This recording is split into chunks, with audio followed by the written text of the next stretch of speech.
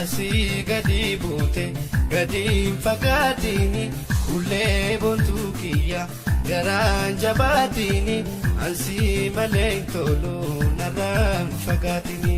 Lokoora banike ulee harooressa bareeda Oromoo sumaana beeksisa bonaanatti himi walaa gareenessa.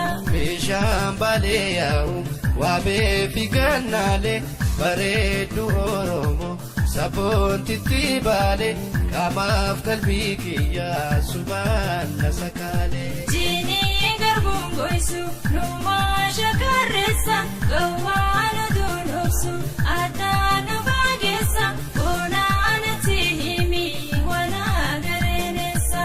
Wantuu natti himi walaa gareenessa. Bonaanatti himi walaa gareenessa. Wantuu natti himi walaa gareenessa.